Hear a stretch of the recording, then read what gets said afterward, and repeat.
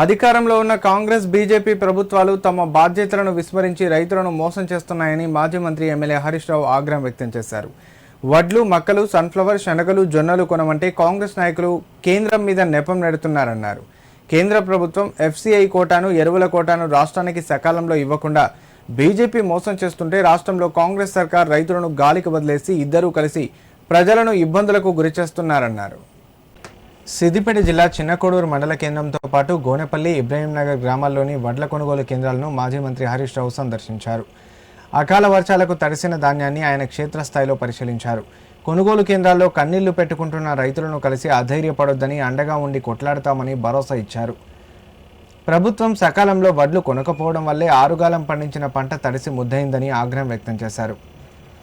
అనంతరం ఆయన మీడియాతో మాట్లాడారు. గత 10 ఏళ్ల బీఆర్ఎస్ పాలనలో ఎరువులకు, వడ్ల కొనుగోళ్లకు ఏనాడు ఇబ్బంది రాలేదన్నారు. సాధారణంగా రోహిణి కార్తె నాటికి వడ్ల కొనుగోళ్లు పూర్తవుతాయి. కానీ ఈ ప్రభుత్వం ఆన్లైన్ ట్యాగింగ్, కొత్త రూల్స్ పేరుతో నెల రోజులు కాలయాపన చేయడం వల్లే ఈ దుస్థితి దాపురించిందని మండిపడ్డారు. అకాల వర్షాలకు తడిసిన ధాన్యాన్ని చూసి రైతులు కన్నీరు మున్నీరు అవుతున్నారని, తడిసిన వడ్లు రేపటికల్లా మొలకలు వస్తాయన్నారు.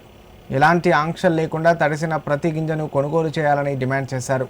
వెంటనే ముఖ్యమంత్రి, మంత్రులు స్పందించి కలెక్టర్లు, తహసీల్దార్లు, డిఆర్డీఏ అధికారులతో సమీక్ష చేసి తడిసిన ధాన్యాన్ని యుద్ధ ప్రాతిపదికన బాయిల్డ్ రైస్ మిల్లులకు తరలించాలన్నారు.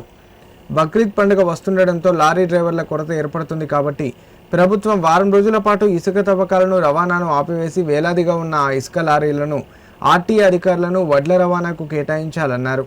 ప్రభుత్వానికి రైతులు ముఖ్యమా, ఇసుక మీద వచ్చే ఆదాయం ముఖ్యమా తేల్చుకోవాలన్నారు. రోడ్ల మీద ధర్నాలు చేస్తూ రైతులను మోసపరుస్తూ ఉన్నారు. ఇవాళ రాష్ట్రంలో అధికారంలో ఉన్న కాంగ్రెస్ ప్రభుత్వం వడ్లు కానీ, మక్కలు కానీ, సన్ఫ్లవర్ కానీ, శనగలు కానీ, జొన్నలు కానీ కొనండి అంటే కేంద్రం మీద నెపం నెట్టివేస్తూ పెంచిన పెట్రోల్, డీజిల్ ధరలు తగ్గించాలని కాంగ్రెస్ నాయకులు ఒకవైపు ధర్నా చేస్తూ ఉన్నారు. ఇవాళ కేంద్ర ప్రభుత్వం ఎఫ్సీఐ లెవీ కోటా రాష్ట్రానికి ఇవ్వకుండా, రాష్ట్రంలో మక్కలు కానీ, శనగలు కానీ, జొన్నలు కానీ, సన్ఫ్లవర్ కానీ రాష్ట్రానికి కోటా ఇవ్వకుండా, సకాలంలో ఎరువుల కోటా ఇవ్వకుండా, వాళ్ళేమో వడ్లు కొనాలి అని బీజేపీ భరోసా అనుకుంటే వాళ్ళు రోడ్లెక్కి తిరుగుతూ ఉన్నారు. ఢిల్లీలో అధికారంలో ఉన్నోడు రోడ్లెక్కుతుండు, రాష్ట్రంలో అధికారంలో ఉన్నోడు కూడా రోడ్ ఎక్కి తిరుగుతుండు. అంటే తమ బాధ్యతల్ని విస్మరిస్తూ రైతాంగాన్ని అలా ఇబ్బందుల పాలు చేస్తున్నది ఢిల్లీలో అధికారంలో ఉన్న బీజేపీ, రాష్ట్రంలో అధికారంలో ఉన్న కాంగ్రెస్. ఇలా వర్షాలు పడి మొత్తం అన్ని గ్రామాల్లో రాష్ట్ర వ్యాప్తంగా కూడా వడ్లు తడిచిపోయినాయి. ఈ తడిసిన ధాన్యాన్ని ఏం చేయాలో తెలియక రైతులు చాలా బాధపడతా ఉన్నారు. రేపు పొద్దున వరకు మొత్తం మొలకొస్తుంది, మొత్తం పగిలిపోతుంది.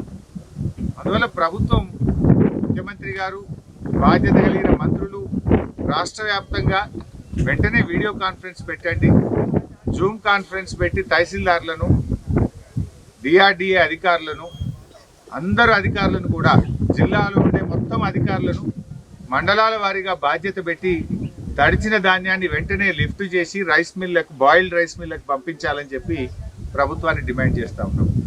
ఎందుకంటే రైతు నష్టపోతాడు. ఇవాళ తరుగు లేదు అని ముఖ్యమంత్రి గారు, ప్రభుత్వం చెప్తుంది.